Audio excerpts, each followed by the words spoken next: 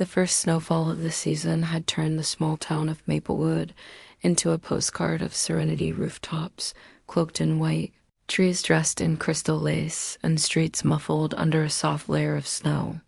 It was the kind of day that made people slow down, pause, and look up at the sky in quiet awe.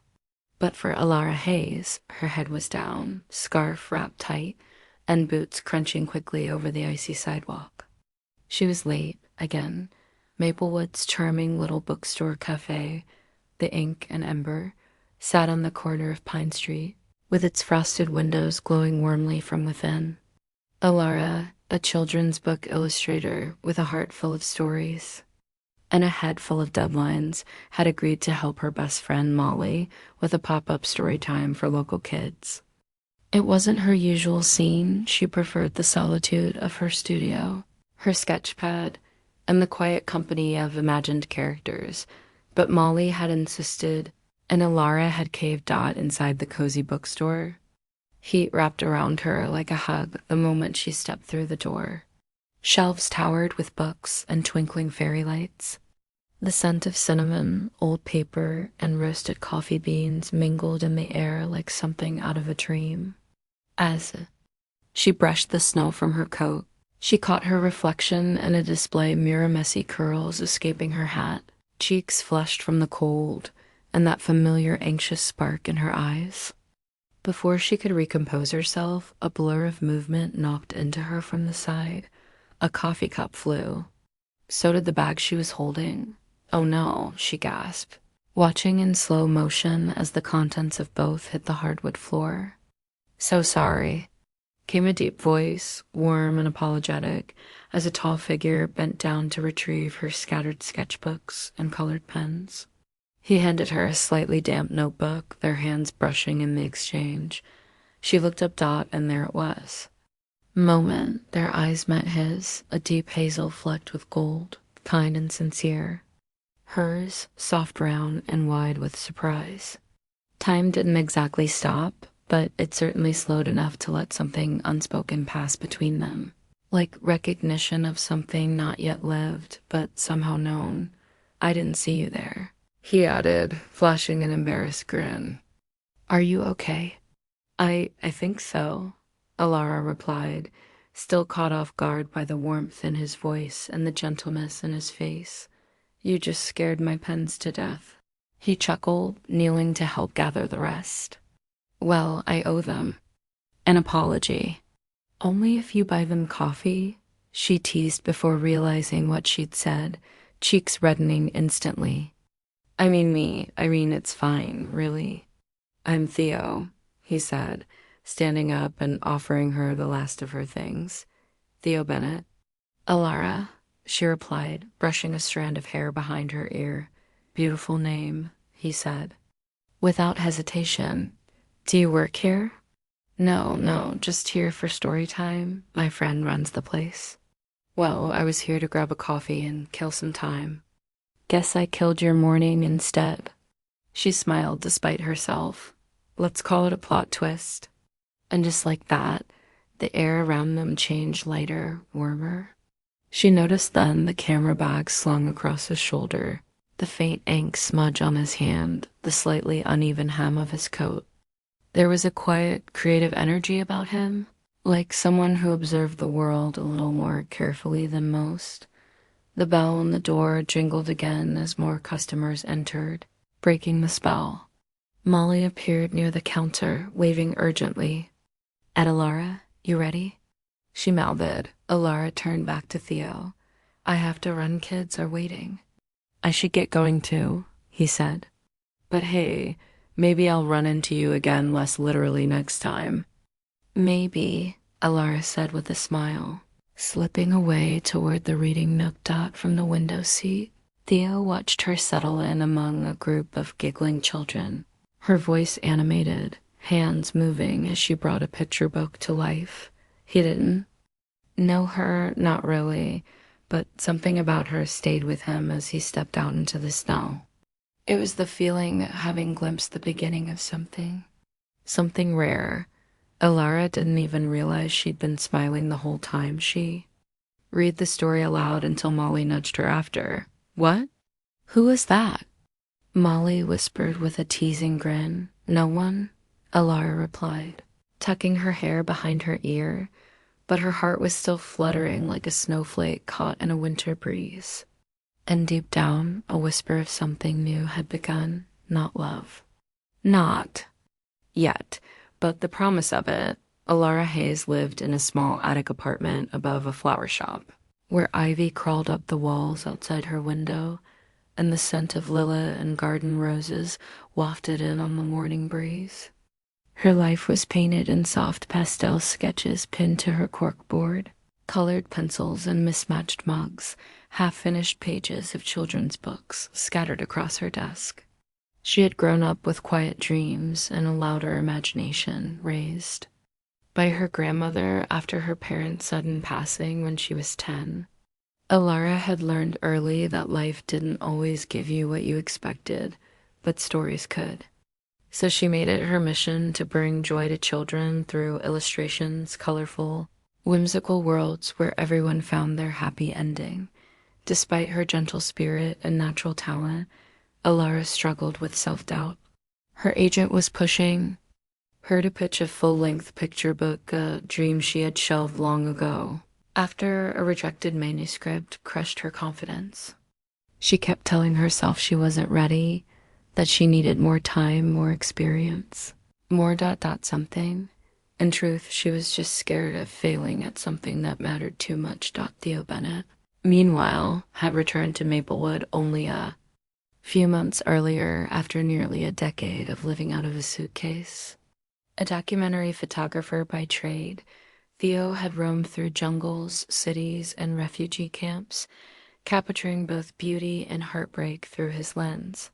His work had been featured in magazines, exhibitions, even award ceremonies. But the one thing he never truly captured was peace, at least not for himself. The more stories he told through photographs, the more invisible his own seemed to become. After losing his mother to cancer the previous year, Theo came home to help care for his aging father, who ran a small antique repair shop in town. Returning to Maplewood felt like stepping into an old, familiar song, comforting and bittersweet. His childhood home hadn't changed much, nor had the quiet rhythm of small-town life. But Theo had. He found himself restless yet longing for something he couldn't name. Photography still pulsed through his veins, but lately he craved something slower, more personal stories that didn't just make headlines but made a home. He'd begun freelancing for a small arts and lifestyle magazine based in the county, covering local events and profiles. It wasn't exotic or high profile, but it made him feel rooted in ways he hadn't expected. When Theo saw Alara again the following weekend, this time sketching in the window booth of the Ink and Ember, he hesitated before walking in. She looked so peaceful, her eyes flitting between the cafe's snowfall view and the drawings blooming beneath her pencil. He nearly turned away, afraid to interrupt that stillness. But something tugged at him, like a thread he couldn't let go. Alara? He said softly, approaching the table. She looked up, surprised but smiling. Theo, right? Mind if I sit? Please do. They talked for an hour that day about books, childhood memories, the changing leaves in Maplewood, and how both of them loved rainy days more than sunny ones. Theo shared a little about his travels, though modestly. Alara confessed she rarely left town, not because she didn't want to, but because she felt like she never quite fit in the bigger world. He told her that made her rare. Their conversations became a quiet rhythm over the next few weeks. Sometimes they'd meet by accident at the Saturday market, at a photography gallery showing, or even in the library. Other times, Theo would leave her a note at the bookstore. Got coffee? Snow's falling. You should see it from the bridge. They learned things about each other in small, meaningful ways. Alara discovered that Theo always carried an old, black and white photo of his parents from their wedding day his mother had. Daisies in her bouquet, and now he noticed daisies wherever he went. Theo learned that Alara couldn't fall asleep without music and had an irrational fear of losing her sketchbooks. She showed him one once full of whimsical animals wearing bow ties and scenes of magical gardens. "You live in a dream world," he'd said in awe. "No," she smiled. "I draw the one I wish existed." In the quiet spaces of those growing moments, something gentle and profound began to form. Not loud, not rushed. Just two people slowly revealing their hearts to each other, but there was still distance. Alara didn't talk about her past. Theo didn't talk about what had brought him back. They both held secrets in their silences, hers shaped by fear, his by grief. Still, the world they were building together, cup by cup, sketch by sketch, step by step, was starting to feel like something worth protecting. One snowy evening, as they walked past Maplewood's frozen lake, Theo paused. "I've been thinking about staying," he said quietly, his voice almost swept away by the wind.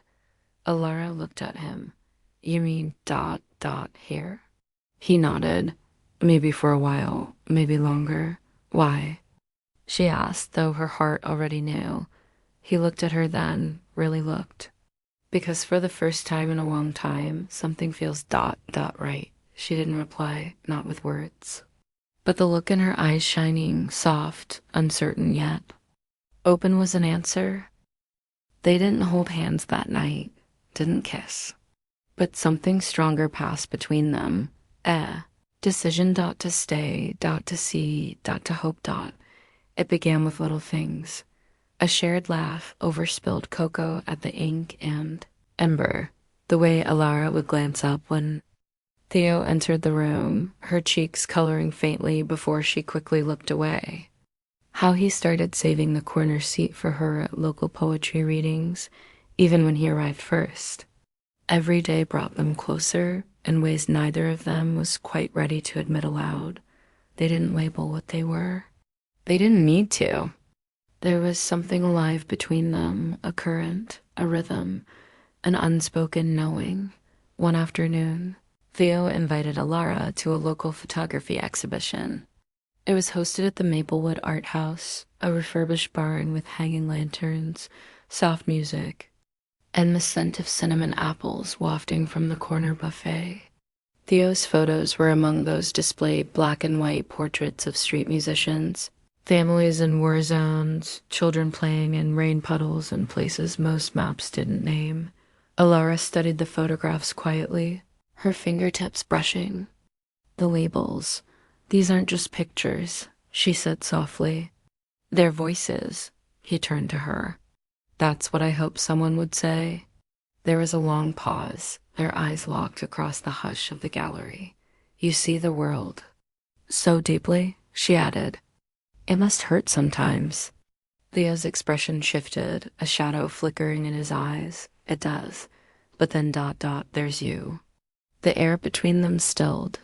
Alara felt something inside her chest stir, a flutter, a longing, a question. They didn't touch, not yet. But it was the closest they'd ever come to crossing the invisible line they both felt every time they were together. The days after the exhibition were filled with small adventures.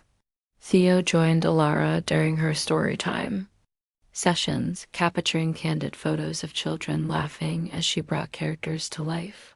He began bringing Charlie, his dog, to the flower shop where Alara sketched in the upstairs window, just so he'd have an excuse to knock on her door and ask if she wanted to walk to the lake. During one of those walks, as the late winter sun dipped behind the trees, they found themselves talking about their childhoods. Alara spoke of bedtime stories and tea with her grandmother, of growing up with a yearning to create, to imagine. Theo told her about moving constantly with his journalist parents and never feeling settled anywhere until now. "You know what I envy about you?" he said, skipping a pebble across the frozen lake. "What?" "You see beauty in the quiet. I always had to chase it. You draw it out of the silence." Alara's breath caught. She didn't know what to say to that. No one had ever seen her that clearly before. Later that evening, back at her apartment, she found a small envelope slipped under her door. Inside was a photo one Theo had taken without her noticing. It showed her standing by the lake, sketchbook in hand, eyes turned toward the horizon, snowflakes caught in her hair. On the back, he'd written, "You belong in the stories you create." She held the photo to her chest, heart full, throat tight. Something was changing. Something real, but with it came fear, because falling in love wasn't just joy and wonder. It was risk and vulnerability. One Friday night, they ended up sitting together on her apartment floor, surrounded by old vinyl records and cups of peppermint tea. Charlie slept at their feet. Snow fell gently outside. Theo put on a jazz record, soft, dreamy, full of longing, and held out a hand. "Dance with me?" She hesitated. "I'm not good at it." "Neither am I," he said. "But I've always believed some things aren't meant to be done perfectly, just honestly." So she stepped into his arms. They swayed slowly, quietly, the world shrinking, down to the hush of music and the warmth of closeness. He smelled like cedarwood and winter wind. Her heartbeat thrummed like a second rhythm between them. She rested her head against his chest. He didn't kiss her. He didn't need to in that moment. Alara realized something simple and terrifying. She was falling, and she wasn't falling alone. But not every moment was soft and sweet. Sometimes there were silences between texts, moments when she wondered if she cared more than he did. Sometimes he seemed distant, distracted. And sometimes, in the quiet afterward, she'd stare at her reflection and ask herself why she was letting her heart get involved. One evening, after a particularly vulnerable day, Alara showed Theo a sketch she hadn't shared with anyone, a character she'd been drawing since childhood. A little girl with two big glasses, always staring at the stars, always alone. "She was me," she whispered, "when I was trying to figure out the world without my parents." I drew her into every story I made because I didn't know how else to speak. Theo didn't say anything at first. Then he looked at her, something reverent in his voice. "I hope someday you publish her story, because I think there are a lot of people still trying to speak." And there it was again, this tenderness he carried for her dreams. This space he created where she didn't have to hide. It made her want to reach for his hand and never let go. But just when things felt almost perfect, a shift was coming, an unexpected choice neither of them saw coming. They were getting closer, but the deeper they went, the more they'd have to face what they'd both been avoiding, the question of what happened when love became real. They weren't just two people spending time anymore. They were two hearts slowly unfolding, cautiously hoping, falling harder, with each shared secret and stolen glance. And with every heartbeat, the tension grew an ache not born of absence, but of everything they had to lose if they dared to say what they both already felt. March arrived with soft rains and the slow bloom of crocuses pushing through the soil, painting Maplewood in tender shades of promise. With the seasons changing, so too did the texture of Alara and Theo's bond, shifting from hesitant friendship into something warmer, deeper, and increasingly undeniable. It began subtly sitting closer on the bench at the park, their shoulders brushing just slightly more than before. Conversation stretched into the night, full of laughter, longing, and quiet confessions. They had begun to build something, not just with time spent, but with trust. One Saturday morning, Theo surprised Alara with a picnic under the sycamore tree, near the riverbank where she'd once mentioned she used to read as a child. He arrived early, spread out a quilt, brought her favorite pastries from the downtown bakery, and even packed a thermos of rose chai. Alara stood frozen for a moment when she saw it, all blinking against the sunlight and emotions she didn't have words for. "You remembered everything," she said softly, sitting beside him. "Of course I did," he replied, his voice low. "Every detail matters when it's about someone who matters." They talked for hours under that tree, opening old doors with new courage. Alara told him about her parents, the car crash that stole them away when she was 10, the grief that silenced her voice for nearly a year, and the grandmother who taught her how to draw when she couldn't speak. She told him how every drawing since then had been her way of saying what words could in single quotes Tio didn't interrupt. He didn't offer false comfort. He just listened with the kind of presence that made her feel completely seen. And then it was his turn. He told her about his mother, the cancer diagnosis, the final months of quiet pain, the helplessness of watching someone you love slip away day by day. He shared how photography became his way of holding on, of freezing moments in time that otherwise vanished too fast. He spoke about his guilt, too, about leaving for another assignment just days before his mother took her last breath. I keep thinking I missed my moment, he whispered. The one that should have mattered most? Alara reached for his hand. She knew you loved her, Theo. Every photo you took, it was because of her. For her. They sat in silence after that, their fingers interlaced, the wind rustling gently through the trees. It was the kind of silence that didn't need to be filled safe, soft, sacred as spring unfurled its petals. So did their love. Theo began spending more evenings at Alara's apartment, cooking dinner side by side her, chopping vegetables. While he told stories from faraway lands, his laughter filling the corners of her once quiet home. They painted her living room together one weekend, accidentally splashing pale blue across her jeans and his hair. She teased him about looking like a confused sky, and he grinned like no one had ever laughed at him that way before. One evening, Theo brought her an old music box he'd found in his father's repair shop, delicate, antique, and cracked at the hinges. But when he wound it, it played a soft lullaby. He placed it in her hands and said, "It reminded me of you." A little broken, maybe, but still full of something beautiful. Alara's eyes filled with tears. No one had ever spoken about her like that before. Not with truth, not with tenderness, and still, with all the sweetness, the moments of doubt lingered. Like fog at the edges of morning, sometimes Alara wondered if Theo would stay. Would he one day get restless again and follow another story, another far-off horizon? Could someone who had seen so much of the world find contentment in a small town? Life with her? And Theo, he wrestled with his own fears. Was he allowed to be happy again? To build something new without losing what he'd lost? Could he love without guilt, without feeling like he was leaving behind the memory of the woman who raised him? But in between those quiet uncertainties, they kept showing up for each other. Theo accompanied Alara to a school reading where she shared her artwork with shy, eager children. He stood in the back, heart swelling with admiration as he watched. Her light up a room with nothing more than a story in her voice. Later that night, he told her, "You don't even know how bright you are, do you?"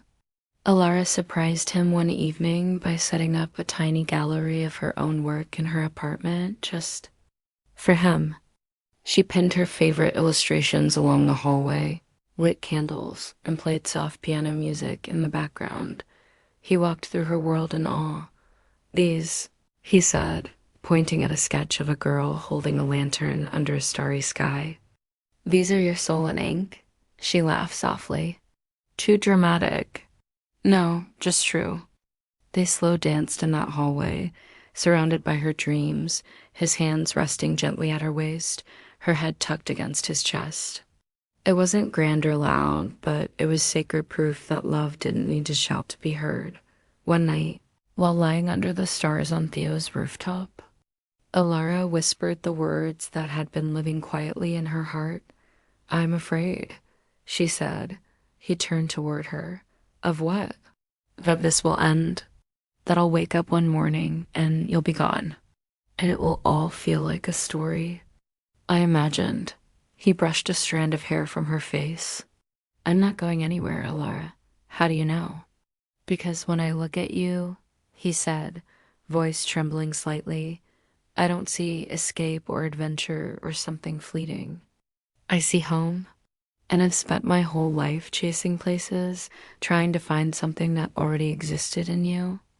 Tears slipped down her cheek. I'm scared too, he added. But I'm more scared of never choosing this, never choosing you. They stayed under the stars that night until the sky began to lighten with the coming dawn. No promises were spoken aloud, but 1,000 were made in the way they held each other.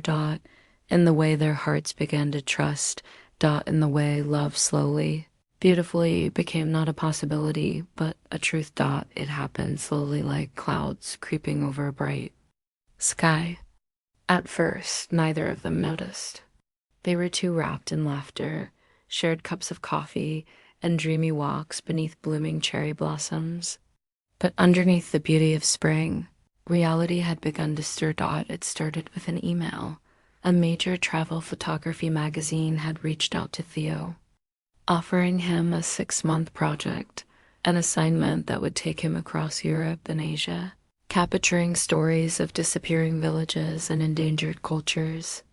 It was the kind of offer he hadn't received in years, the kind of opportunity that, once defined him. He didn't tell Alara right away, not because he wanted to lie, but because he didn't want to watch her face fall, didn't want to see the brightness in her eyes dim. He stared at the blinking cursor of the email for hours before closing his laptop and setting it aside. The silence stretched over days. Alara noticed. He was more distant, distracted, his eyes lingering on the horizon as if searching for something. Just out of reach. She didn't press at first, just gave him space. But the ache inside her grew each time he smiled a little too late or held her a little less tightly. One afternoon, she found him sitting on the rooftop, staring out over the rooftops of Maplewood. Camera beside him, untouched. Something's wrong, she said quietly. He looked up, guilt flickering in his eyes. Yeah. She waited. He handed her his phone, the email still open. She read it slowly. When she looked up, her voice was calm but tight. Are you going? I don't. No, he admitted. It's what I used to dream about. It's important work. It could change everything. Her chest tightened. And us? What does it change for us? Theo exhaled sharply. That's what I don't know, Alara. I love being here with you, but I don't know if I'm meant to stay still forever. And I don't want to hurt you by leaving, but I don't want to resent you by staying. The words hit like a wave, truthful, painful, necessary. She nodded slowly, tears stinging. I can't ask you to stay, but I can't promise I won't break if you go. Neither of them said anything for a long time. The wind carried silence between them like a fragile thread. Days passed. Theo wrestled with his decision, torn between the man he used to be and the one Alara had helped him become. He tried to imagine life on the road again, endless cities, hotel rooms, interviews, loneliness. And then he pictured Alara sitting by her window, sketching quietly, and not knowing if or when he'd return. Meanwhile, Alara tried to carry on, as if nothing had changed. She went to the bookstore, read to the children, painted in her journal, but her sketches came out emptier now, as though her heart couldn't find color without him. Then came the second blow. Alara's grandmother fell ill suddenly, sharply. The woman who had raised her, believed in her, given her art and light, was now in a hospital bed, frail and confused. Alara sat by her side every night, holding her hand, drawing her portraits to make her smile. Theo came once, brought flowers, kissed Alara's forehead, but he looked like a ghost of himself torn, trying to be present but already halfway gone. The fracture between them widened. Neither of them wanted to say it, but the question loomed larger with each passing day. Were they strong enough to survive 2 separate storms? One evening, after another long day at the hospital, Alara found Theo waiting outside her apartment. His bag was beside him. He stood up as she approached, I took the job. He said softly. She nodded, already knowing. I leave in 3 days. Her throat closed, but she managed. Why now? He looked down. Because I need to know if I still want this life. And I need to know if we're strong enough to survive a distance. And what if we're not? She asked, voice breaking. Then I'll spend the rest of my life trying to find my way back to you. The words were sincere, but they still shattered something. She stepped back, trembling. You don't get to make this poetic, Theo. You're choosing to walk away. I'm choosing to figure out if the man I want to be can truly be the man you deserve. That man is already here, she whispered. But maybe I'm the only one who saw him. She turned and walked inside, closing the door gently behind her, and Theo didn't stop her. He stood there, eyes burning, heart splitting, and let her go, because even though he loved her, he didn't know how to stay without losing the part of himself that had always needed the road. And Alara, heartbroken and exhausted, sat on her bed that night, looking at the photo he had once given her, the one where she stood by the lake, looking toward the horizon. A girl full of hope. Now, that girl felt lost, not because she couldn't survive without him, but because for the first time in her life, she had truly let someone in and they had left anyway. 2 weeks passed, Theo was gone. The apartment above the antique shop sat empty, the scent of paint and old paper fading with each day. Alara tried to fill the silence with routine visiting her grandmother, working on her illustrations, smiling at children's story time, but her world felt oddly tilted, like a picture hung just slightly off center. She didn't cry every day, just when she caught the scent of rose chai, or when she passed the tree where they'd picnicked, or when she saw a dog that looked too much like Charlie. The truth was, she didn't miss the way Theo made her laugh, or the photographs, or even the way he danced with her in candlelight. She missed how he made her feel seen. Love. Worth staying. For her grandmother was improving now, slowly but steadily.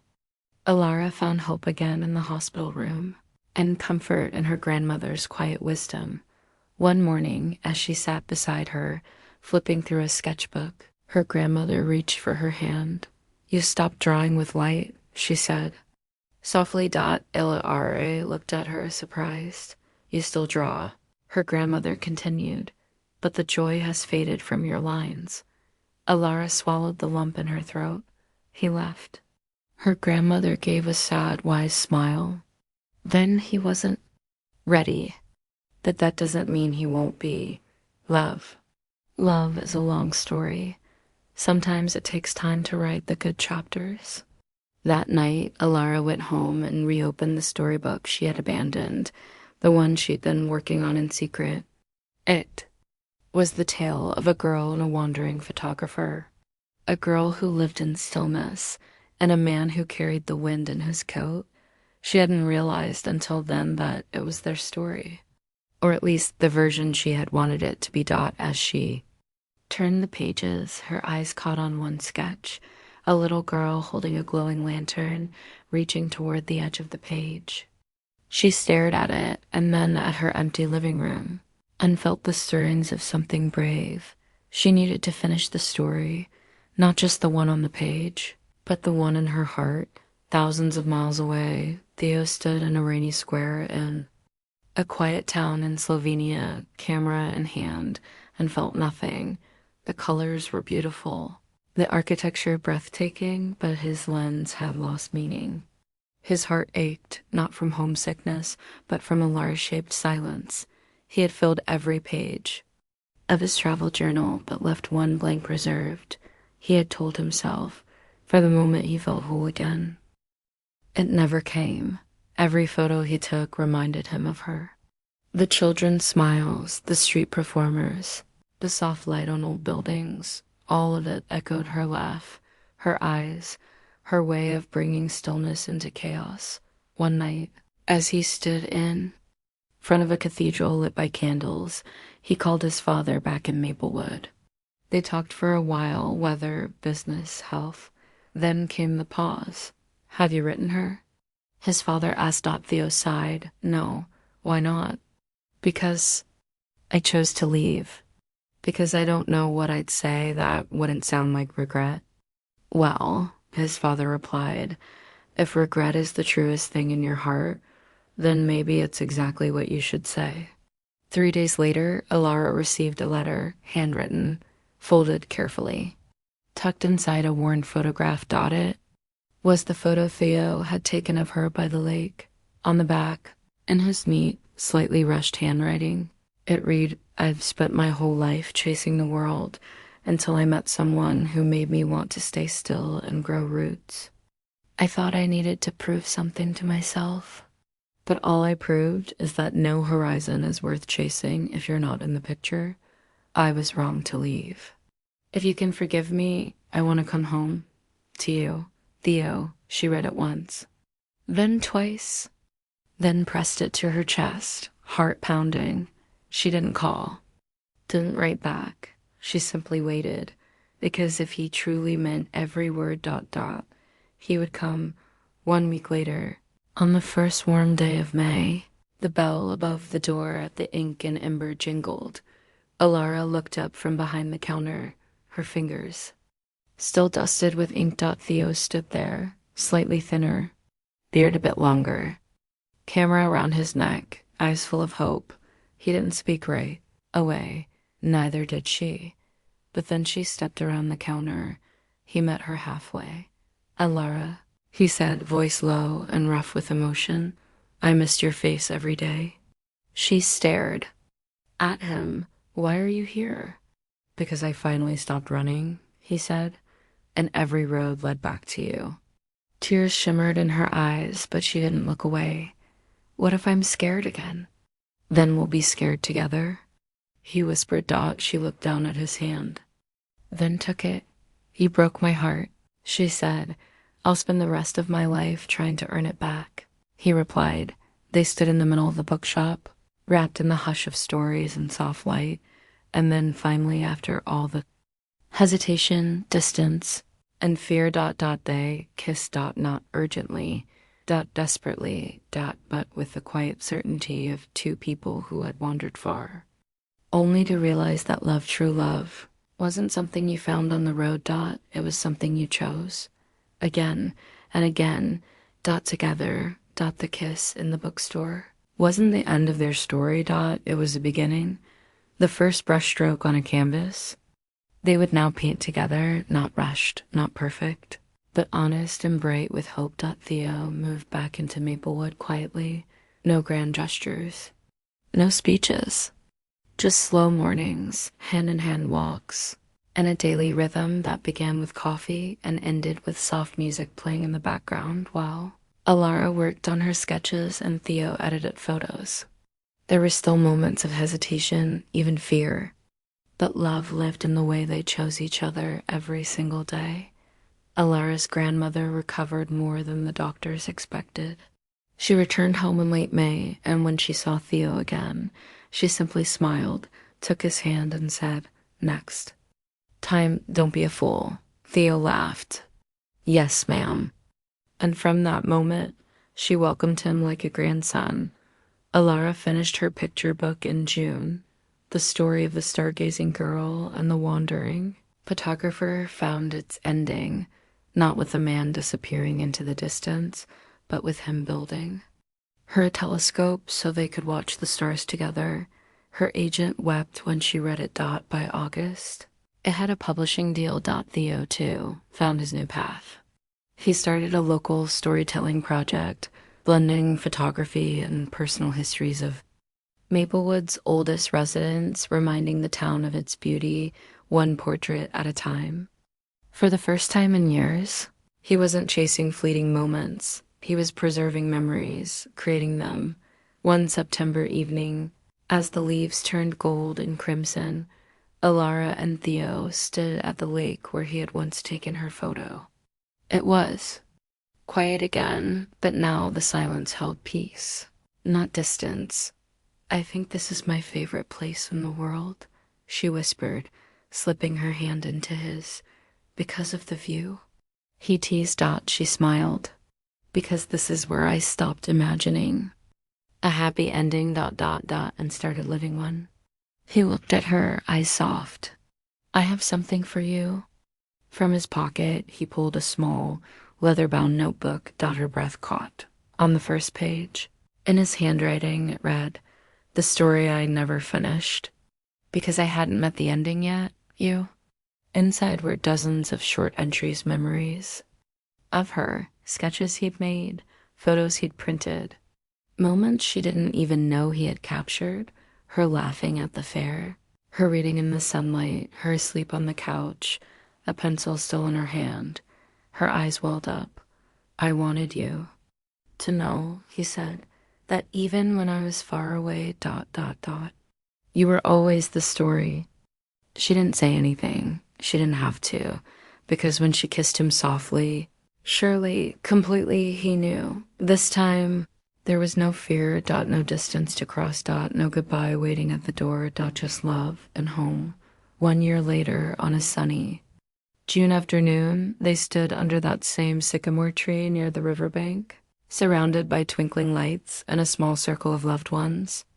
Alara wore daisies in her hair. Theo had a daisy in his lapel, one for his mother, whose love had taught him how to recognize the real thing when it came along. They promised each other forever, not just in words, but in glances and laughter, in the quiet comfort of knowing they had already walked through fire, and come out hand in hand, and after the vows, the laughter, the soft music and slow dancing under the stars, Theo whispered into Alara's ear, "When our eyes first met, I didn't know who you were, but something in me already loved you." Alara looked up at him, glowing, "And I think," she said, "I was waiting for you, in every dream I ever drew." They kissed as the fireflies lit the night. Their story, once scattered in the wings of uncertainty, was now rooted in something real, something lasting, and though life, as always, would bring change, challenge, and chapters unwritten, they would write them together, side by side, heart to heart, forever.